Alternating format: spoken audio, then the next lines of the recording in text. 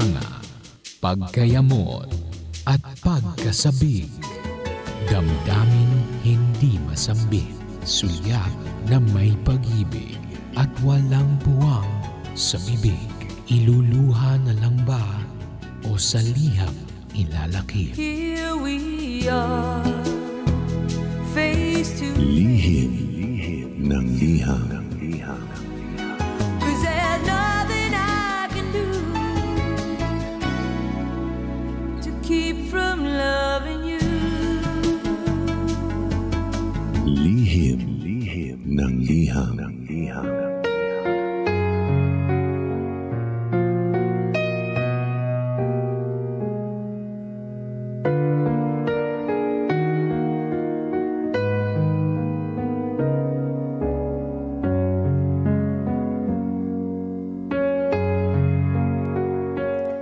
Mahal kong Lindsay. Hello? Tawagin niyo na lamang po ako sa pangalang Kami. Ito po ang paboritong istasyon ng mommy ko. At simula po nung marinig kita dito sa Lihim ng Liham, ay nahook na po agad ako sa inyo. Para po kayong ate ko na araw-araw kong nakikinig or naririnig sa radyo. DJ Lindsay, gusto ko lang po sanang humingi ng advice. Meron po akong boyfriend. Tawagin na lamang po natin siya sa pangalang Ali. Kaka 3 years pa lang po namin. Pwede ko namang sabihin na maayos ang relasyon naming dalawa ni Ali. Alam mo, siya yung tipo ng lalaki na pinapangarap ng mga babae. Mabait, loyal, mature, at napaka-understanding. Bonus na nga rin siguro na napakagwapo ng boyfriend ko. Masarap pa magluto. Kung kilala niyo po yung artista na si EJ Falcon, kamukha po yun ng boyfriend ko. He is literally a walking green flag, sabi nga nila. Legal din po kami, both sides. Kaya wala na talaga akong problema. At wala na akong mahihiling pa.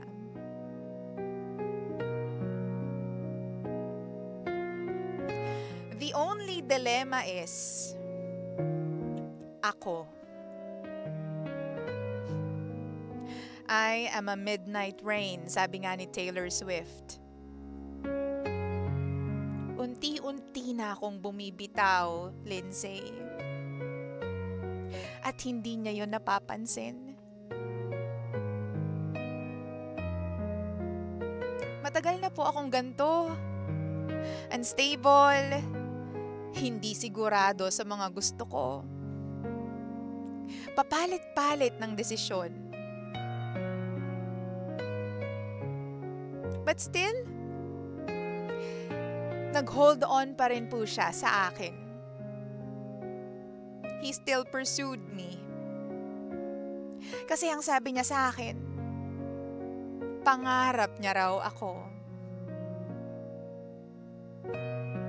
Dahil doon, DJ Lindsay, napilitan akong tumira sa mundo niya. Pinili kong gustuhin yung mga bagay na gusto niya. Kahit hindi naman bukal sa kalooban ko. 3 taon together and the only thing I learned is I can never be that kind of person na magre-risk ng mga bagay para sa pag-ibig. Hindi ako yun. Hindi ko kayang magsakripisyo para lamang sa boyfriend ko.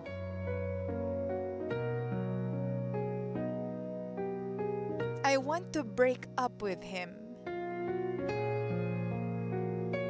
Alam ko napaka-selfish pakinggan. But for some reason, gusto ko sanang mag-focus sa mga goals ko sa buhay. Hindi ko kayang hawakan ang mga kamay niya. Habang hawak ko rin at patuloy kong hinahabol ang mga pangarap ko. Sobrang na-overwhelm na po ako sa mga nararamdaman ko. Sinisisi ko rin yung sarili ko dahil sa mga problema na kinakaharap ko ngayon. Alam ko kasi na hindi deserve ni Ali ang isang tulad ko. Tulad ko na hindi kayang magsakripisyo para sa kanya. May mga bagay na gusto ko kasing gawin mag-isa. At dahil sa mga kagustuhan kong ganon, nasasaktan ko siya. Wala na akong oras para sa kanya. Lumuhod pa nga siya one time sa harapan ko. Para lang sabihin ko sa kanya na mahal ko siya. Wala akong magawa. Kasi ayoko rin naman lokohin yung sarili ko. I feel like I am the most evil person dito sa buong mundo. Wanting to have a brighter future rather than having a love life for myself. Meron na nga eh. May boyfriend na nga ako na pinapangarap ng ibang babae. Pero inaayawan ko pa. I feel like I am the most evil person for choosing my passion over the feeling of being at ease kapag kasama ko yung boyfriend ko. Inopen up ko sa kanya to. Pero parang hindi niya ako sineseryoso. One time lang nag-breakdown siya. Siguro yun yung dahilan kung bakit ayaw niya ng pag-usapan to. Nagmakaawa siya sa akin noon na wag ko raw siyang iwan. Pero hindi ko na kasi talaga magawang sabihin sa kanya na ayoko na. DJ Lindsay, paano ba ako makikipaghiwalay sa lalaking walang ginawa kundi ang mahalin ako? Sana po matulungan ninyo ako. Muli, ako si Cami. At ito ang lihim ng aking liham.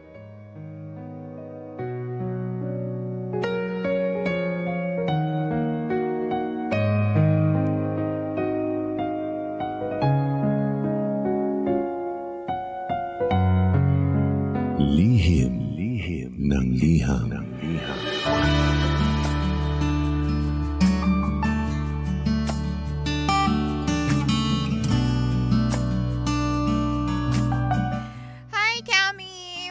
Oras natin sa buong kapuluan, 18 minutes makaraan po ang alas 9 ng umaga, 9:18 on the clock. Siyempre naman, dahil dyan, sorry ha, i-announce ko lang na yun pong ating winner ng pang-cash or pang-cash raffle promo ay, nako, nag-end na yung time mo para makuha yung 500 pesos, kuya. Si kuya ano to? Kuya Mark Arwin Basilio. Lord Patawad. Si Basilio yun. Oo, wala. Mamaya tatawagan kita. Tingnan natin kung mananalo ka pa ng 200 pesos. Okay? Okay pa rin naman yun. Pambili yung ilang kilong bigas din. Wow! Ano ka ba? Tsaka ilang kilong din yan. Teka lang, magkano na ba karne ngayon? Oo. Naku, sige, basta marami ka na mabibili dyan. Ano ka ba? Oo, 200 pesos pa rin yan. Ano ka ba? Anywho, lihim ng liham mga pangga. Thank you so much for that message or for that story, Cami, no? At ikaw na nakikinig at nanonood ngayon dyan po sa ating Facebook page.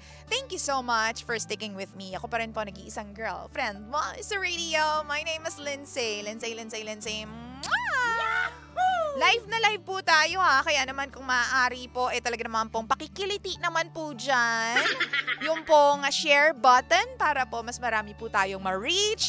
As in 3, 2, 1, power share! Ayan, ni-share ko na rin siya. Bakit? Share ko din. Sarili kong programa. Ayun, Kami. Ano ba naman yan, bakla? Pinapangarap na ng iba yung jowa mo. Maayaw ka pa. Oo. Alam mo, minsan sabi nga nila, di ba, wag mong pakakawalan yung isang bagay because you can never have the same thing twice. Oo, sinasabi ko sa'yo.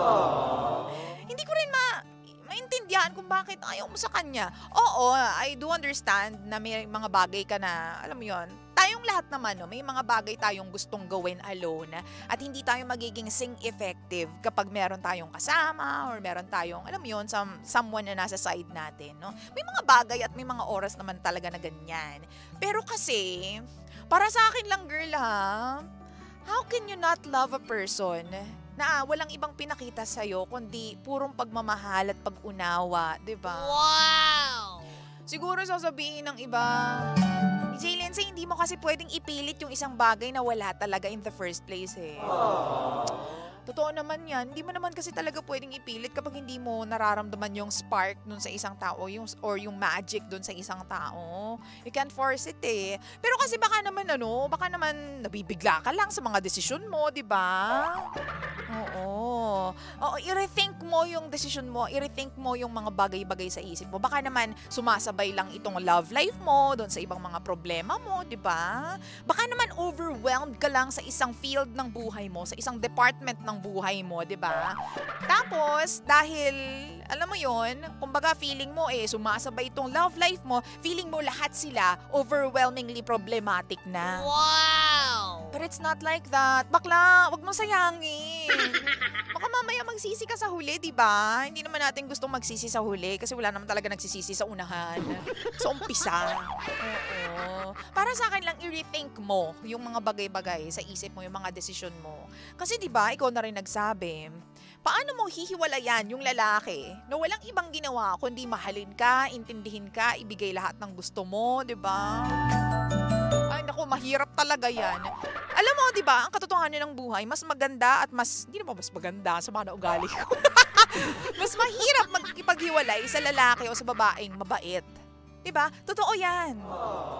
Yung walang ginagawang masama sa'yo, tapos alam mo talaga sa sarili mo na nasa iyo yung problema, di ba? Nasa iyo yung predicament, no? Na ikaw yung nakikipag-debate sa sarili mo, yun yung mas mahirap. Kasi wala siyang ginawang masama sa'yo na hindi ka niloko even once. Lahat ng gusto mo binigay, kasundo yung pamilya mo, oh my God. Wow! Bakla, mahirap talaga yan, di ba? So, yan din yung problema natin dyan. So siguro, bamasa muna tayo ng mga, alam mo yon, ng mga message ng ating mga pangga over Facebook. Facebook.com/EnergyFM1067. Let's go. Wow! Sa mga meron pong masasay dyan sa buhay, ito na naman yung Japanese character na na pangalan. Pero ito, hello po Lindsay, good morning po. Pa-shoutout naman po from QC, si Joshua Malavega po. God bless you, idol. Oy, thank you so much. Hello, ayan na nga pala siya. Ikaw pala yung Japanese character na pangalan. Joshua Malavega, ayan, QC. Uy, dali pumunta ka dun sa Pebbles, dun sa nail salon namin. Dali magpagawa ka ng kuko mo dun. Oo. Naisingit mo pa yon. O sabi dito ha, okay lang yan, at least naging totoo ka sa sarili mo. Trip mo yan eh, di ba? Walang basagan ng trip. Grabe. Hello naman kay Ate Rosie Lopez na nakikinig daw, nasa bus daw ngayon. Thank you so much. Sabi ni Lola Wish, hello po, magandang umaga sa inyong lahat dyan. Ayun na nga. At saka kay Angelina Centeno, 'di ba? Ang sabi dito, mahal kong Lindsay, hindi talaga natin maipipilit ang isang bagay lalo na kung talagang hindi mo nararamdaman ang pagmamahal doon sa boyfriend mo. Siguro nga mas importante sa letter sender natin ngayon yung kanyang goal sa buhay dahil meron siyang pinoproblema na personal at hindi niya kayang pagsabayin ang love life at ang problema na yon. Yun po ang sabi ni Texter 928. Hello naman sa iyo dyan. Sabi naman ni Glo Mabag, sayang naman yung guy, 'di ba? Yung iba diyan niloloko, 'di ba? At ikaw nakakita ka na ng lalaki na mabait. Sana mabasa mo naman 'to, Idol DJ Lindsay. Oy, thank you so much, Glo Mabag. 'Di ba? So, yun. May mga pagkakataon talaga na hindi natin naiintindihan yung galaw ng isip natin. Kaya naniniwala ako na before making a decision, lalo na as big as breaking up with your person or with your lover, pag-isipan mo muna yan. Kasi baka mamaya hindi mo na mahanap yung isang tulad niya. Tapos kapag nasa isang relationship ka na, i-compare mo na. Ganyan yung mangyayari, di ba? You will be comparing yung lalaki na, di ba, nakasama mo ng 3 taon dun sa bago mong makakasama. Di ba? Tapos kapag hindi mo nakita yung standards na yan doon sa bagong boyfriend mo, ibe-break mo na naman yung boyfriend mo. Wow! Di ba? So, yun. Sabi dito, nako, Villasenor, sabi dito, sayang na sayang ang relasyon ninyo. Hello po, DJ Maganda. Ay, thank you so much. Sabi naman ni Arch, Kami obviously doesn't have the willingness to sacrifice for love. Iba ang priorities niya and that's okay. Sana hindi siya magsisi sa huli. Truly, friendship. Truly talaga. Ay, naku, siguro nga, di ba? I rest my case ng... Daling kausap, di ba? Gusto ba yun? Hindi kasi calling talaga. May mga ganyan. Naniniwala naman ako na kung ito talaga yung priority mo, hindi naman natin talaga pwedeng ipilit yan, di ba? Sinasabi ko lang din, may mga tao na hirap magkaroon ng person, ng love life, no? Tapos ikaw nandyan, naiingatan mo na lang, aalagaan mo na lang. Pero ayaw mo pa kasi nga sinasabi mo you cannot sacrifice for love or for your boyfriend. Okay, we respect that. Pero sana, alam mo yun, makita mo rin. Kasi, sorry selfish naman talaga yung datingan. Pero you're just being your true self. So, sino naman ang pwedeng mag-judge sa'yo? Wala naman talaga. Wow! Yun nga lang, parang selfish lang din talaga yung part na yung nararamdaman mo lang talaga yung kinoconsider mo. Di ba kasi kapag pumasok ka sa isang relationship, dalawa na yung iisipin mo, yung feelings ng boyfriend mo, tas yung feelings mo. Tas merge them together. Di ba? Yun yung lagi mong iisipin, yung kayong dalawa na. Pero ikaw kasi, sana bago mo siya sinagot o sana bago naging kayo, ante kami, sana na-realize mo na or you made it clear with yourself na ay teka lang, hindi pakikipagrelasyon ang gusto ko. Gusto ko maging ganto pagdating ng panahon, 'di ba? Gusto kong tumakbo bilang presidente ng Pilipinas pagdating ng panahon, mga ganito. Para malinaw ang usapan, walang gulo-gulo, 'di ba? Para hindi ka nakakasakit ng another damdamin in the long run. Yun lang yung para sa akin. Oo. Ano bang number niya? Ano bang Facebook account ng jowa mo? Ipamigay na lang natin kung ayaw mo. Baka nga may mag-alaga pa sa kanya better than how you're making him feel right now. Diba? Baka meron pang ibang pwedeng mag-aruga sa kanya. Baka nga he is meant for somebody else and not you. Baka ikaw din pagdating ng panahon is, meant for somebody else at hindi para dyan sa boyfriend mo. Diba? So, sige na. Mag-break na kayo. Sabi dito ni Leo Amlon Jr., good morning po. Lagi pa ako nakikinig habang nag-drive at na-pick up ng parcel. Ay, salamat naman. Oo. Sabi dito ni Ma Jane or M. Jane Abbas. Ayan. Mahaba-habang inuman to, ha? If I were you, pag-isipan naman ng mabuti kasi baka pagsisihan mo sa bandang huli yung lalaking sinasayang mo. Bihira lang ang lalaking gwapo na matinupa at mahal na mahal ka ng sobra. Oo, masasaktan siya pag iniwan mo pero mas dobling sakit yung mararamdaman mo kapag bigla mong na-realize na wait lang. Gusto mo pala siyang makasama habang buhay. Pero huli na ang lahat para balikan siya kasi siya naman ang nasaktan sa ginawa mo. Sabi naman ni Crystal Ochoa, siguro sender, pag-isipan mo rin kung ano ang mangyayari pag wala na siya. I mean, magiging happy ka ba? tama naman. Pag-isipan mo talaga ng mabuti yan. Hindi naman sa masyadong, baka kasi sabihin ng iba, masyado namang pushy itong mga to, ayaw na nga, ba't pa pinipilit nyo pa? Hindi naman, kami lang, pinaparealize lang namin yung mga maaaring mawala, o di kaya naman pwedeng masayang just because of huge move or yung malaking desisyon na ginawa mo. Just because, kasi ako naniniwala ako, pag mahal na mahal mo yung isang tao, talagang sasabayan mo yun kahit anong ginagawa mo eh. Di ba lagi siyang nasa nasa isip mo, hindi man top of mind, because halimbawa meron kang ibang priorities, di ba? Pero lagi siyang nasa singit ng utak mo. Nasa singit ng utak mo. Di ba? Lagi siyang nakasingit dyan sa isang space sa utak mo at hindi siya palaging nawawala. Nandyan lang siya, nakasteady lang siya. Di ba? Tapos, nandyan siya habang nire-reach mo yung pangarap mo, habang ginagawa mo, pinaghihirapan mo yung negosyo mo, o di kaya naman, di ba, pinagtatrabahuhan mo yung karir mo, ganyan. At kung mahal na mahal mo siya, di ba, pwede mong gawin ang lahat ng bagay na yun eh. Pwede kang maging busy pero nandyan pa din siya. Kasi tatanggapin ka niya no matter what the situation is, di ba? Yun ang para sa akin. Try to talk it out with him muna, Kami. Sabihin mo sa kanya na meron kasi ako mga pangarap na feeling ko magiging effective lang ako kapag mag-isa lang ako. Ganyan. Talk it out with him, tapos tingnan mo kung pwede ba kayong mag-meet halfway. Sige, dito lang ako, huwag kang mag-alala, hindi kita guguluhin. Basta gusto ko tayo pa din. Ayokong mawala ka. Baka kasi ganun yung sabihin niya sa'yo kasi mahal na mahal ka nga niya, diba? Baka kasi ganun yung gusto niyang gawin. Mahal na mahal kita eh. Hindi ko kayang mawala ka sa buhay ko. Kaya sige, bahala ka kung gusto mong mangarap o gusto mong tuparin yung mga pangarap mo. Basta ako, nandito lang ako. Oh, I'll be waiting for you. Ang taray mo bakla, ang ganda-ganda mo kapag nangyari. Pag nangyari talaga yun, oo talaga, ikaw na. Nasa iyo na ang corona. Diba? Sabi naman dito, wag sana dumating ang time na ikaw naman ang malagay sa pwesto ng lalaki. Iiwanan ka rin. Oh my gosh, tumpak! Sino yung nagsabi nun? Si, Ayes Handy Serrano, diba?